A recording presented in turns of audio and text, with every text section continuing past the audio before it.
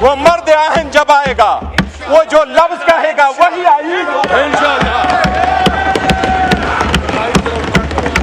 अब हमें साइडलाइन करके ये बावर करते हो कि आपकी सरकार को टिकाऊ मिल जाएगा।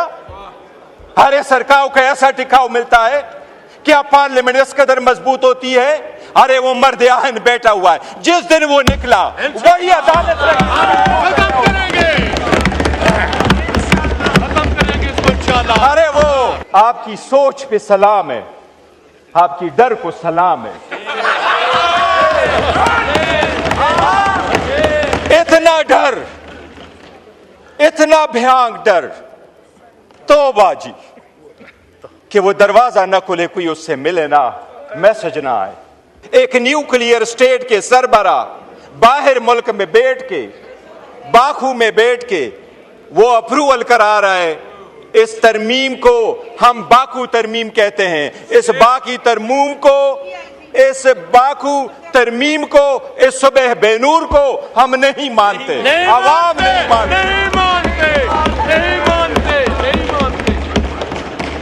जरदारी तो अपने केसेस पहले मर्तबा में पार्कलेन वाले रेफरेंस में 4 अरब रुपए की करप्शन है। क्या करप्शन में आप पेश होकर के नहीं कह सकते कि मैं बेगुनाह हूं? आप नहीं कह सकते इसमें एविडेंस नहीं है? क्या आप ये सिर्फ ले रहे हैं कानून का सामना कि मेरे पास जो मर्जियों में करूं, मैं कानून से बाला तरूं? No matter how high you may be, the law is above you. हम कोशिश करेंगे, हम इनको कानून के कटोरे में लाएंगे और इंशाअल्लाह होके रहेगा। अरे क्या खाम ख्याली में रहते हो? वो मर्द आहन जब आएगा, वो जो लफ्ज कहेगा वही आईन होगा इंशाअल्लाह। अगर आजमा के देखना है, अगर आजमा के देखना है, अगर आजमा के देखना है तो किसी द्वार बाजार में जाके देखो, किसी जुमे पे जाके देखो, किसी फौजी पे जाके देखो। हरे आईन और कानून उसकी मरहूनी मिन्नत है, करो। आपको जो ईवान में तरमीम लाई जा रही है, जनाब स्पीकर, ये तरमीम अगर प्रोसेस हो जाएगी और इस ईवान से ये अप्रूव होकर चली जाएगी, मैं समझता हूं और हम सारे यही समझते हैं कि इसके साथ जमहूरियत बराए नाम रह जाएगी।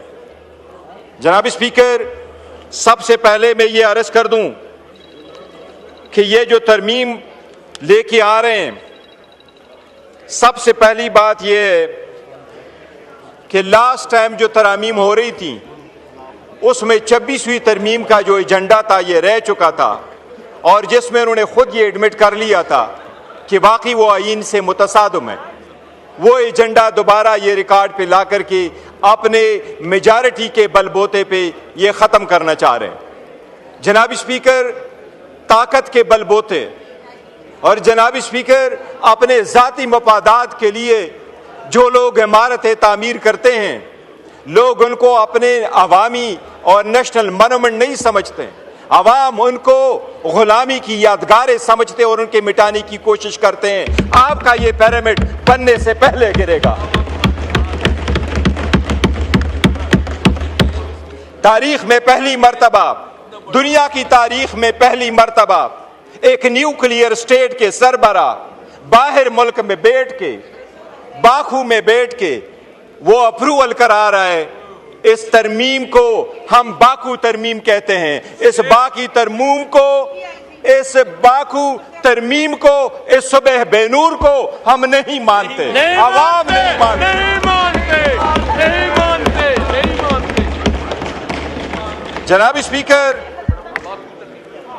मुकद्दस जिम्मेदारी है, ऐवान कह रहा है, आईन कह रहा है, उसके इब्तिदाई अल्फाज प्रियम्बल के यही है। इब्तिदा के अल्फाज, आईन के इब्तिदाई अल्फाज यही है कि जब वोट उठाएंगे तो अपनी जिम्मेदारी ईमानदारी के साथ अवाम के लिए और जमहूरियत के लिए इस्तेमाल करेंगे। आज उसके साथ बेईमानी की गई है, उस जिम्मेदारी के साथ। जनाब स्पीकर, सबसे पहली बात तो यह है कि यह हुकूमत जब आई, PDM 2, PDM 1 की हुकूमत जिस वक्त आई, तो अप्रैल में ये हुकूमत आई और मई में सबसे पहले उन्होंने तरामीम कर ली नेशनल अकाउंटेबिलिटी ऑर्डिनेंस में, और 50 करोड़ से कम केसेस को कंसिडर किया कि ये करप्शन के केसेस नहीं होंगे, और अपने सारे केसेस खत्म करा के ये साइड पे हो गए। और अब जाते जाते अपने आप को इम्यूनिटी देने जा रहे हैं कि हम जाएंगे तो इम्यूनिटी जाएंगे, हम कानून से बालातर है कि हमारा एहतसाब नहीं होगा। दुनिया में जमहूरी मुमालिक में अवाम के सामने कानून के सामने जवाबदेह होना ही जमहूरियत है। कानून के सामने जवाबदेह होने ही कानून की बालादस्ती है। क्या सहाबा और खुलफाए राशिदीन पेश नहीं हुआ करते थे? क्या जमहूरियत में आपने नहीं देखा उस जमहूरियत को सलाम जिसमें प्रिंस एंड्रियो को क्वीन एलिजाबेथ जब जिंदा थी तो उसने उसको कहा, न्यूयॉर्क में आपके खिलाफ एक लड़की ने सिविल सूट फाइल किया है, लेकिन मेरा बेटा प्रिंस के हैसियत से उसको डिपेंड नहीं करेगा, मैं अपने बेटे से टाइटल ले लेती हूं और वो रॉयल की हैसियत से वहां नहीं जाएगा। और किंग चार्ल्स ने न सिर्फ उससे बाकी टाइटल लिए बल्कि उसको कहा आज के बाद आप रॉयल लाज में रहोगे भी नहीं। इसको कहते जमहूरियत, इसको कहते कानून की बालादस्ती। जनाब स्पीकर, क्या डोनाल्ड ट्रंप अभी कन्विक्ट नहीं हुआ? क्या उसके पास इम्यूनिटी थी? क्या सरकोजी फ्रांस का सदर कन्विक्ट नहीं हुआ? कल उसको बेल मिली है 3 हफ्ते के बाद। क्या जैक शिराक फ्रांस का सदर था, वो कन्विक्ट नहीं हुआ? क्या यहूद इजराइल वाला सदर वो कन्विक्ट नहीं हुआ? आप लोगों ने नहीं देखा दुनिया के किस सदर के पास इम्यूनिटी होती है? आप बहके ये कौन सी बात है जो लॉ मिनिस्टर साहब आवाम को बावर कराना चाहते हैं कि सदर अगर चला जाए तो उसके पास समन नहीं जाना चाहिए? बताएं, आपके 15 सदर गुजर गए, कौन सा सदर है जिसके पास समन जा चुका है? जरदारी तो अपने केसेस पहली मर्तबा में पार्कलेन वाले रेफरेंस में 4 अरब रुपए की करप्शन है। क्या करप्शन में आप पेश होकर के नहीं कह सकते कि मैं बेगुनाह हूं? आप नहीं कह सकते इसमें एविडेंस नहीं है?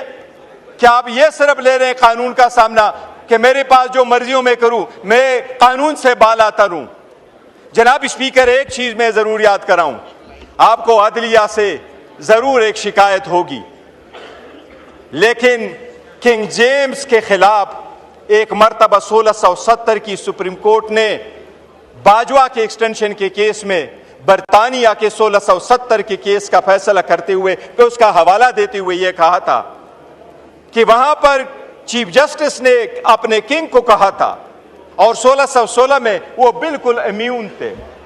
उसने ये अल्फाज इस्तेमाल किए थे, no matter how high you may be the law is above you. हम कोशिश करेंगे, हम इनको कानून के कटघरे में लाएंगे और इंशाल्लाह होके रहेगा। अरे क्या खाम ख्याली में रहते हो? पहले आपके सामने हुआ नहीं था? कानून के तबादले करके आईन के तबादले करोगे, आप क्या कहोगे? घर में आराम से बैठोगे? आप हमें साइडलाइन करके ये बावर करते हो कि आपकी सरकार को टिकाव मिल जाएगा। अरे सरकार को ऐसा टिकाव मिलता है, क्या पार्लियामेंट इस कदर मजबूत होती है? अरे वो मर्द आहन बैठा हुआ है, जिस दिन वो निकला वही अदालत खत्म करेंगे इसको इंशाल्लाह। अरे वो मर्द आहन जब आएगा, वो जो लफ्ज कहेगा वही आईन होगा इंशाल्लाह। अगर आजमा के देखना है, अगर आजमा के देखना है, अगर आजमा के देखना है तो किसी द्वार बाजार में जाके देखो, किसी जुमे पे जाके देखो, किसी फौजी पे जाके देखो। हरे आईन और कानून उसकी मरहूनी मिन्नत है, करो। आपको आपकी सोच पे सलाम है, आपकी डर को सलाम है। इतना डर, इतना भयानक डर, तौबा जी, कि वो दरवाजा ना खुले, कोई उससे मिले ना, मैसेज ना आए। और एक चीज जनाब स्पीकर बताता हूं, हम उस मुल्क के वफादार हैं।